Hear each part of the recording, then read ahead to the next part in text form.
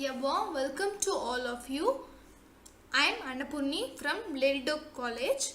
Today I am going to teach about sample problems on science subject for class 10th. First question. Dry hydrogen chloride gas does not turn blue litmus to red, whereas hydrochloric acid does. Give one reason. First of all, you have to know the purpose of using a litmus paper. Litmus paper is used to measure the compound is acid or base. If a litmus changes from blue to red means then the compound is acidic. Red means acid. If a substance changes from red to blue B, that is base. So the compound is basic. First of all, whether the compound is acid means it must give the H plus ion. Here, dry hydrogen chloride does not dissociate into H plus ion.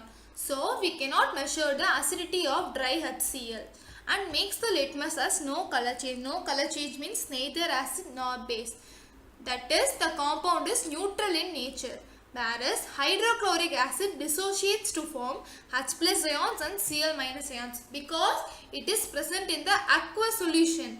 Aqueous solution only it dissociates. So H plus ion makes the pH as acid by changing the litmus paper from blue to red. That's all. We will move on to the second question.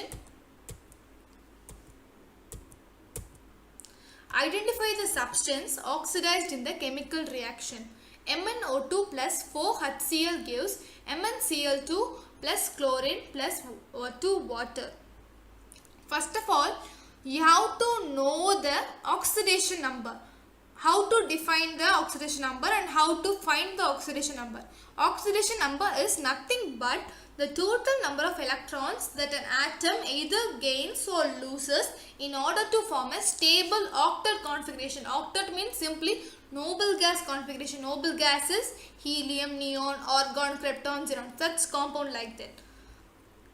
First of all, for oxygen, oxidation number is -2. Why I putting a -2 means oxygen outermost electronic configuration is 6. If we get a 2 electron means then it attain a stable noble gas, that is neon configuration. So that only it gain a 2 electrons. Gain is indicated by the sign minus, whereas if a atom lost means it indicated by the sign plus. So one oxygen required 2 electrons to gain to attain a noble gas configuration. So here 2 oxygen is present. So we have -4. For unknown, they consider it as X because here MnO2 is changed from MnCl2. So we don't know the exact oxidation of Mn. Exhibits a variable valency. So we have to put it as X. -4 is equal to 0. Why we are equating as it 0 means it's a general thing. For whole molecule, the oxidation number is 0. It is the basic thing. Okay. So X -4 is equal to 0, then X is equal to +4. So, in MnO2, oxidation of Mn is +4, whereas looking into the MnCl2, chlorine, for one chlorine it is a -1 because it gained a 1 electron to form a noble argon configuration. So, for one chlorine -1, here 2 chlorine. So, X -2 is equal to 0, then X is equal to +2. Here, Mn is changed from +4 to +2. +4 to +2 means Mn get reduced. Let us look into the oxidation number of chlorine. Because we don't know want to measure the oxidation number of hydrogen and oxygen because these two are involved in the oxidation reduction process. So we don't want to need the oxidation number.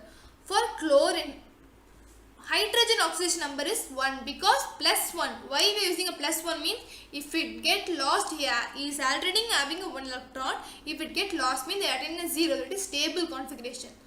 So for one hydrogen is plus, here 4. So +4 plus X is for unknown as I already told X. Okay. +4 plus X is equal to 0. Then X is equal to -4. Whereas in chlorine as I already told for whole molecule is 0. So oxidation of chlorine is 0. Therefore, chlorine is changed from -4 to 0. When compared to minus, 0 is greater. So, chlorine get oxidized. So, only I told that chlorine is oxidized in this reaction. Let us move on to third question. You are given two resistors of 5 ohm and 20 ohm, a battery of EMF 2.5 volt, a key and an ammeter. Draw a circuit diagram of all the given components such that ammeter gives the reading of 0.1 ampere. First of all, you have to know the purpose of using ammeter. Ammeter is used to measure the current. We are only having two ways to getting the current because two resistors are given. So, two things. One is when resistors are connected in series. Second is when the resistors are connected in parallel. Series means it like that next to each other, whereas parallel means 5 volt is like 5 ohms like means it is a 20 ohms in this area. The vertical line, okay. Ohm's law, we have to know the Ohm's law formula. V is equal to IR, where V is equal to volt, I is equal to current flowing through the circuit, and R is equal to resistors present in the circuit. Here we have to find the current value, so that implies I is equal to V by R. If a resistor is connected in series, that is like that means, then the formula R is equal to R1 plus R2.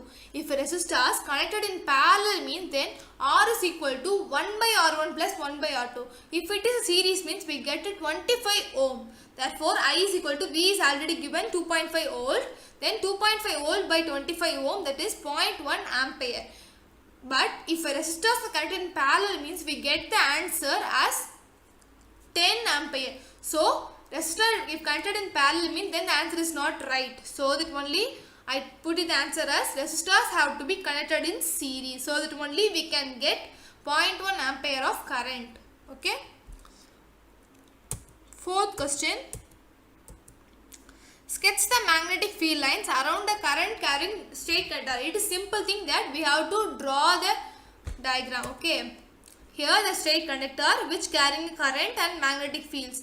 The direction of magnetic field and the current around the straight conductor is given by Maxwell right hand rule. Maxwell right hand is nothing but you have to point your right hand like this. Here the thumb, it points the direction of current, and the finger that you curls which indicates the direction of magnetic field. Okay, that's all about this question.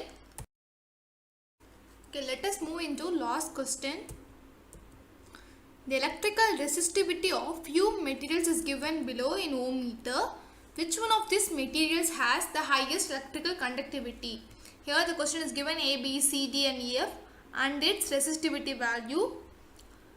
You have to find the which material has the highest electrical conductivity. First of all, you have to know the one thing that conductivity is the reciprocal of resistivity. So, the one which has lowest resistivity must has the highest conductivity. Okay.